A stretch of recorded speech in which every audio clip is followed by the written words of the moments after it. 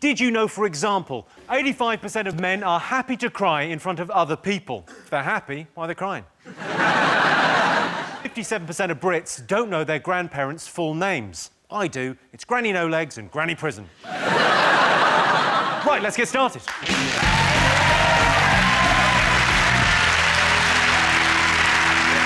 What else do people remember about school? School dinners I quite liked, so I remember I have lots... Yeah, I liked... You liked school dinners? Yeah, it's just nice to get a hot meal and sit with your mates, and... Because... That's the... If you'd like to make a donation... Yeah. You look back, though, like a kid with a packed lunch is quite cute. Adult with a packed lunch... Loser! That's weird. When did that happen? At what age does a packed lunch become creepy? I quite like a packed lunch. Creepy. I just eat my thing with you. A friend of mine shagged a dinner lady. Right in my school. Shagged one of the dinner ladies. He was about 16. And we said, Christopher, what do you mean? He goes, yeah, I've been shagging the dinner lady. He said, last week she took me on a narrowboat. She took him away on a narrowboat. And it was just shagging him on this narrowboat. And he said, and she takes some Polaroids, because we're talking in the olden days. Polaroids is the only way you'd get photos of that description printed. And there was a picture of her with her top off, right, and in foam, right, she'd written a big C for Chris in shaving foam over her tits. That's my favourite story there's ever been. The dinner ladies on my school wouldn't have got onto a narrowboat because of physics. The dinner ladies at my school were not, how can I put this, they were not DILFs. Yeah. I fancied one of my dinner ladies. This was like primary school when you don't really know what the deal is, but I just... You didn't know she was out of your league. I want to make a play for this lady. I used to cycle to near her house and just stare at her house. I had like a viewing point where I would just sit and watch. Sorry, how old were you when this happened? Because if you were 6, this is cute. If you were 18, you're going to jail. You make Morrissey sound like zippity-doo-dah! You know what I think the most depressing thing about that? You, outside the dinner lady's house, on your bike, age 10, thinking, I really like her, and then seeing Sean's mate coming out, he's just banging.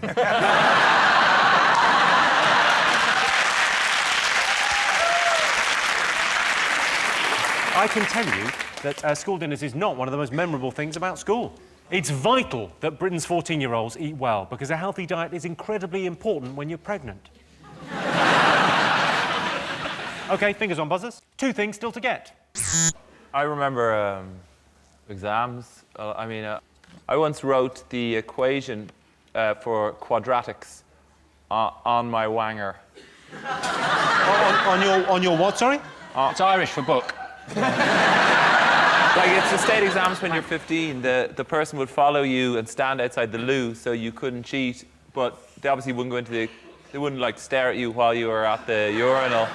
So I wrote minus b plus or minus the square root of b squared minus 4ac all over 2a on my actual pipe.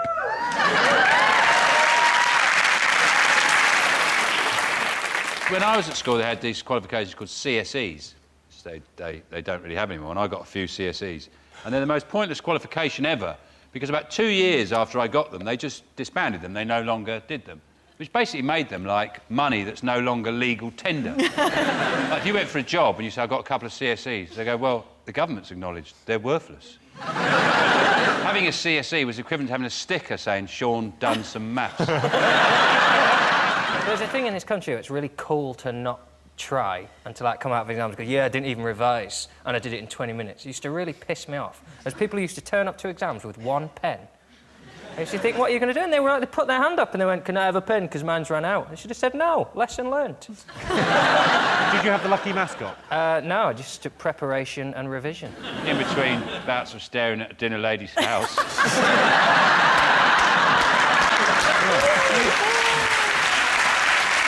And Matt, did you pass your exams? Presumably, you became a teacher. Yeah, I not only passed them, I ended up invigilating exams as well, which we have to stand in a room with loads of kids and just make sure they don't cheat and, you know, all that kind of stuff. We used to play a game where myself and the other invigilator would say, all right, we have to stand by the kid that we think is definitely a virgin. So we sort of...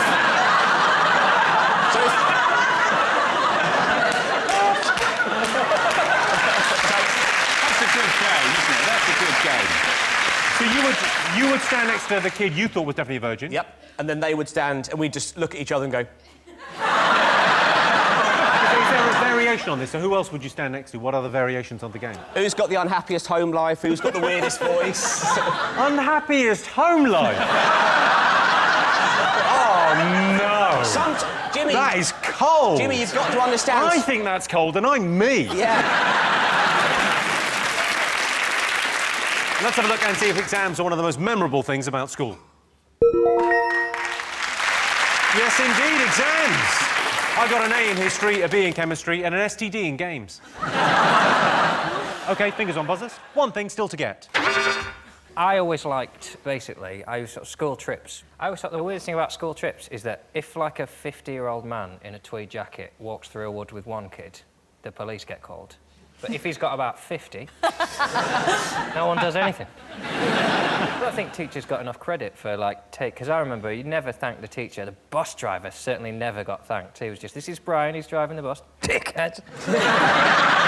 At least they were up the front of the bus driver. And the troublemakers were obviously always at the back of the bus with their arses out, pressed up against the back window. The old geeky pants. Behind the yellow line. I just want to talk to you.